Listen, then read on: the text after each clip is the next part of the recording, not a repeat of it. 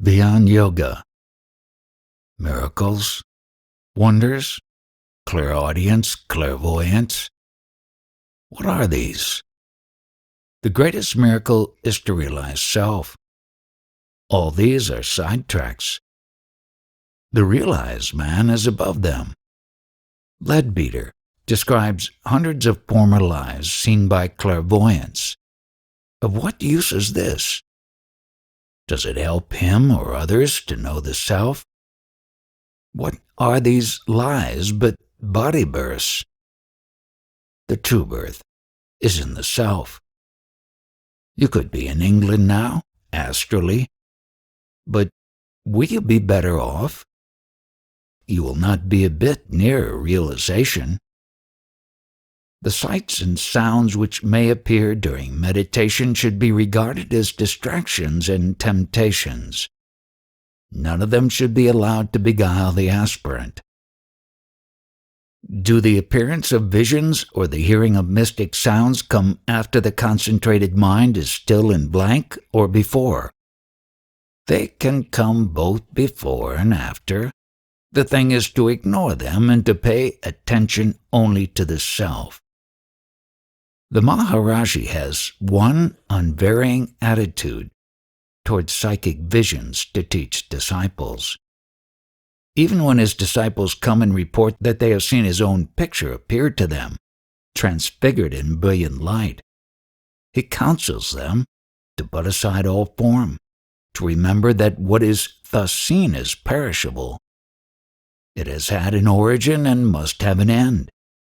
That what has to be seized upon is the intuitive perception of the self. The mind is the real Kundalini, life force. The representation of Kundalini as a serpent is merely to assist duller minds.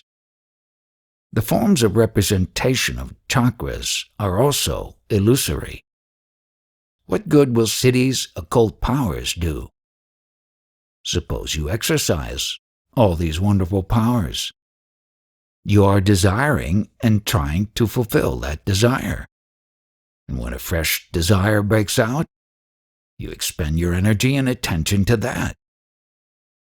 Is not the net result mere worry to the tossed mind? If happiness is your real goal and aim, you must ultimately come back from your diversion with CDs and try to find yourself by inquiring who is it that wants the happiness. Why is the peace which I feel in your presence not enduring after I go? These flashes are only signs of the enduring revelation of the self. That peace is the real nature. Contrary ideas are only superimpositions. This is true yoga. You may say, however, that this peace is acquired by practice. It is the wrong notions that are given up by practice. People often misunderstand samadhi, absorption. Bhagavan told the story of the yogi who spent hundreds of years in trance on the Ganges, and on awakening his first thought was for some water he had asked for before entering trance. The thoughts had resumed their sway. The trance was useless. Maharshi said real attainment was to be fully conscious, to be aware of your surroundings and the people around, to move among them all, but not to merge your consciousness in the environment. Remain in your inner independent awareness of it. That is the highest. Not to sit in trance which merely halts the mind. The mind must be destroyed entirely, not merely arrested. Man runs the course of his samskaras. When taught that he is the self, the teaching affects his mind and his imagination runs riot. His occult experiences are only according to his imagination of the state, I am the self. But he is ripe for receiving the instruction and his mind is about to be sunk into the heart. The imparted instruction works in a flash and he realizes the self. Otherwise, there is a struggle. Visions add zest to meditation, but does nothing more. To one who declared he had gone to Mathura and seen Krishna in a vision, Maharshi said, "The seer, the seen, and the seeing were all one, all within yourself. Nobody else saw it. It was your own fancy. Yet, that you really did see Krishna was also true." Occultism and the like are roundabout and circuitous routes to the same goal. Ultimately, their followers will arrive at the self, but their leaders do not teach them meditation on the self. Thus, a school in North India teaches how to listen for sounds and look for lights. Meditation on the self is the direct, quickest, and right route to realization. The Upanishads declare, "That which sees not, hears not, thinks not, that is the infinite." Yet these teachings instruct their pupils to listen to sounds, however exalted these be. It is just the same with those who meditate on the sound of Aum. All these are meditating on hearing something, whereas the infinite self cannot be heard. Similarly, with those occult groups which are developing psychic visions, clairvoyance, chakra centers, etc., they are trying to see forms, while the reality is not to be seen. In vichara, self-inquiry, there is no attempt to see or hear the real, but to realize it. The school of sound meditation is a roundabout way. They are making for the same goal, but they are wandering around to get there. Meditation on self is the straight, short, and direct path, which does not concern itself with planes and degrees. Just as in a school there are different classes, lower grades and higher ones, so these occult, psychic, and mantric systems represent lower grades. The highest class in the school of life is that devoted to vichara, inquiry into true self. This is practically the same as jnana yoga. It is a matter of maturity.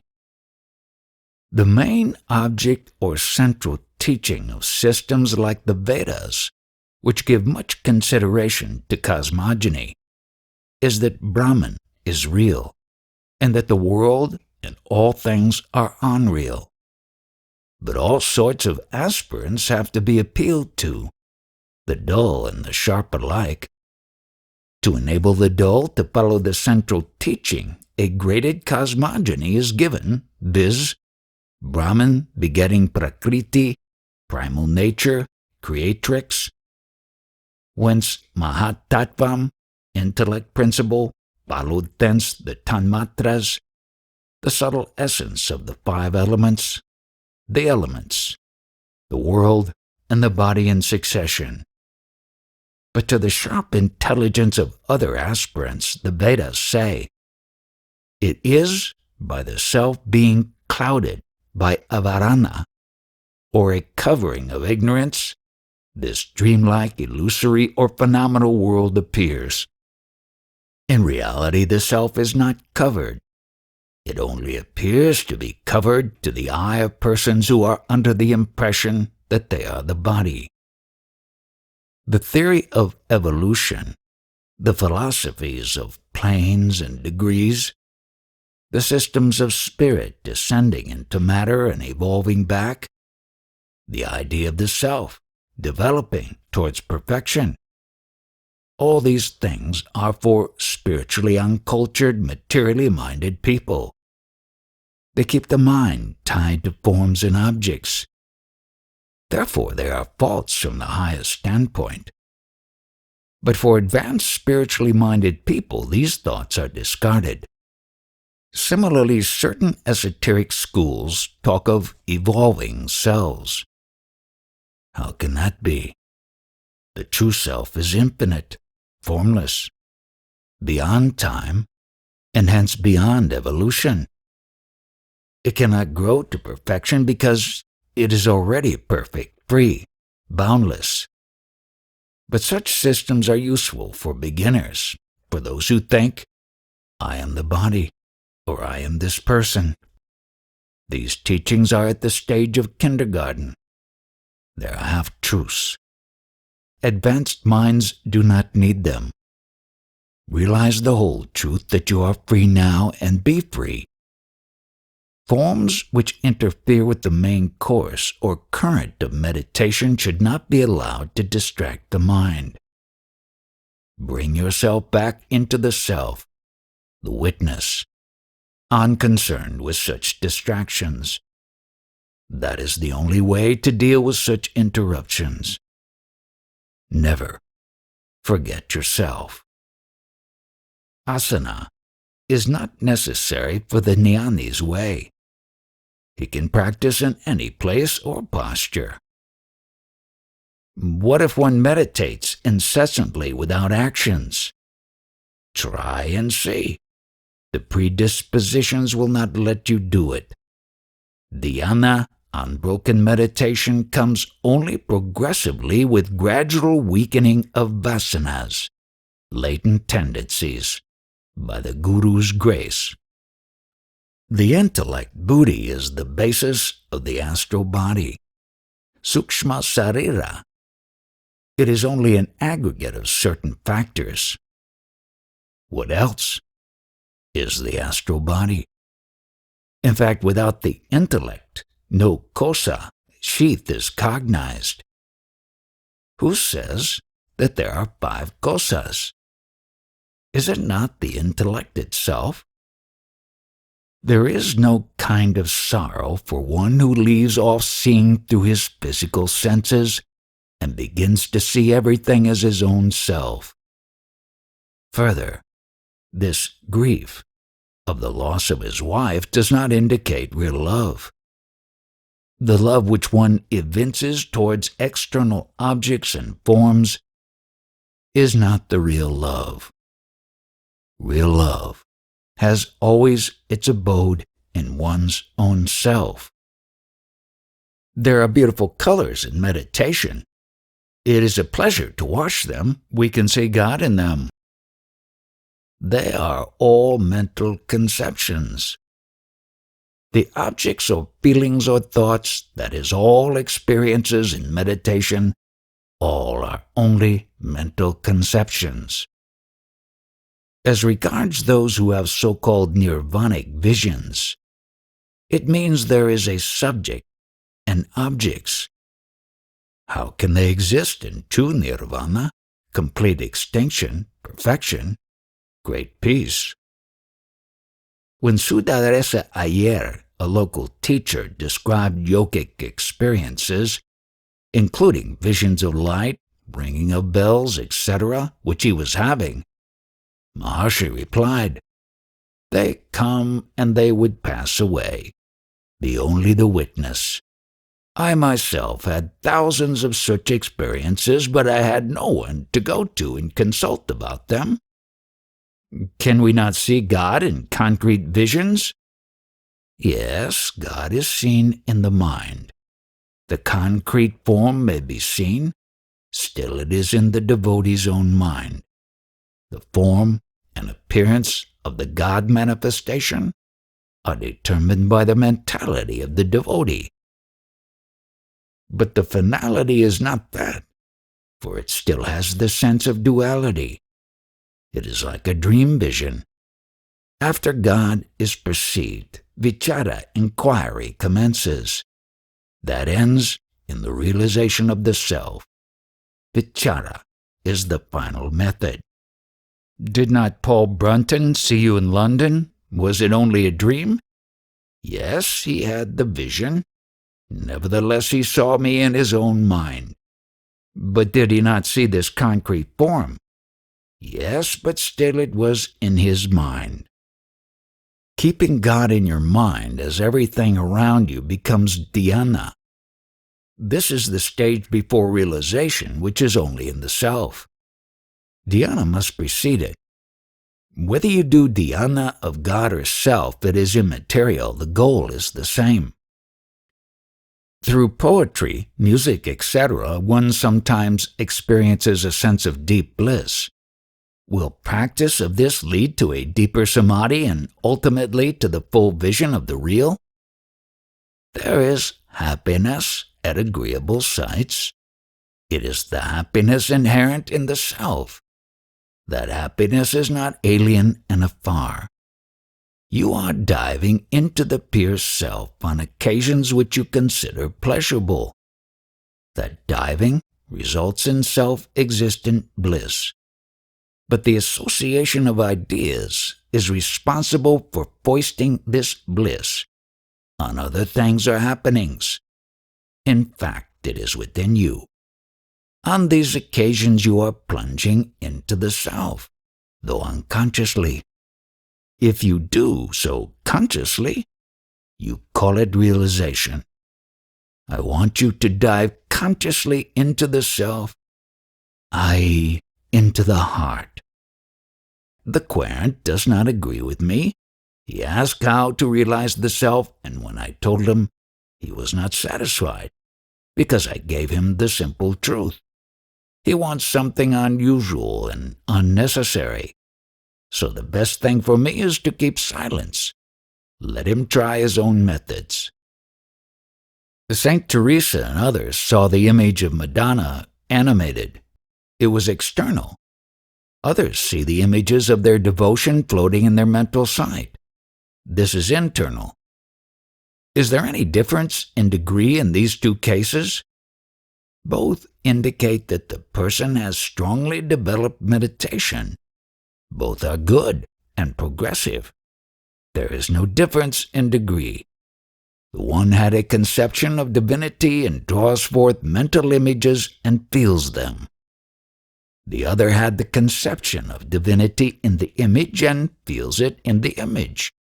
The feeling is within in both instances. In the spiritual experience of Saint Teresa, she was devoted to a figure of Madonna, which became animated to her sight, and she was in bliss. The animated figure prepared the mind for introversion.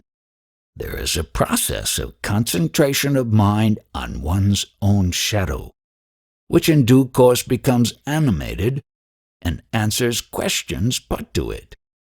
That is due to manobala, power of mind, or dhyana bala, power of meditation. Whatever is external is also transitory. Such phenomena may produce joy for the time being, but abiding in peace, i.e. shanti, does not result. This is attained only by the removal of avidya, ignorance. Fallacies of religion. When we worship images and forms, we are really worshiping ourselves in the images.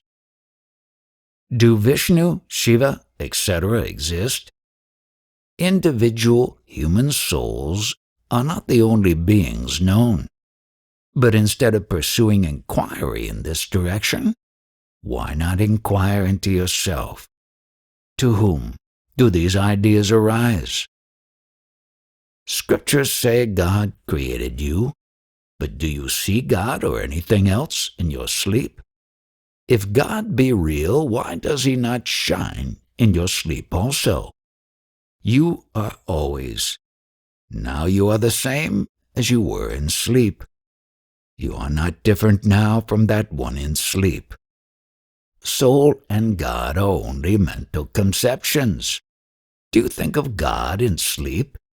If God be real, he must remain always. You in sleep and wakefulness are just the same. If God be as true as yourself, God must exist in sleep, as well as the self. This thought of God must exist in sleep, as well as the self. This thought of God arises only in waking state. Who thinks? Is it the body? The body does not speak. If so, did it speak in sleep? Who is this I? Are you aware of being in the body in sleep? The fact is that you are neither within nor without the body. The meaning of religion. As for God's help in my effort, is not that to be acquired by worship, etc.? Will not that be helpful? Ishvara's grace and worship for it, etc., are intermediate steps adopted and necessary to be adopted as long as the goal is not reached. When it is reached, God is the Self. A visitor asked Sri Bhagavan for prasad, gift offering from his lunch, and Maharshi said, "Eat without thinking of the ego. Then what you eat becomes Bhagavan's prasad. If I give you one morsel from my plate, each one will ask for a morsel. What will be left for me if I distribute the whole plate to others? So, you see, that is not devotion. There is no significance in eating a morsel from my plate. Be a true devotee." Should I continue idol worship? So long as you think you are the body, there is no harm. It may lead to concentration of mind. Get one pointed.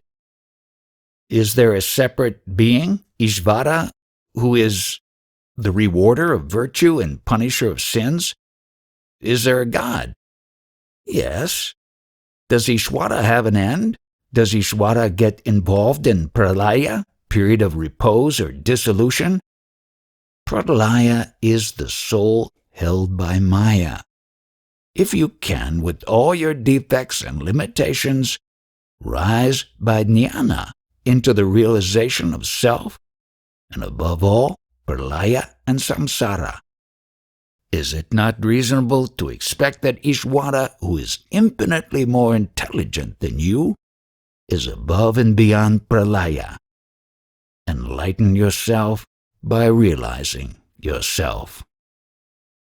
Should I practice sadhana, morning and evening religious rites? If you think it necessary, by all means, practice it. Everything in the Bhagavad Gita and other scriptures is said to suit the particular temperaments of the hearers. Young men who are taught scriptures in their early age are found to detest the same later in life.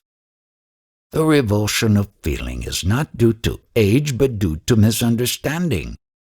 If rightly guided, they will appreciate the scriptures all the more in their mature age. All creeds are but preliminaries for the masses, leading up to the real truth of the self. The religions are not necessarily the highest expression or the highest wisdom of their founders, who had to consider the times in which they lived and the mental capacities of the people. The highest wisdom is too subtle for most minds, and so a whole scheme of worlds, gods, bodies, evolution, etc., had to be given out because people seemed to find it easier to believe all these things rather than believe the simple truth of the one reality, self. Thus, reincarnation, astral planes, survival after death, etc., are true, but only from a lower standpoint. It is all a matter of standpoint. From the highest, that of the real self, all else disappears as illusory, and only the reality remains.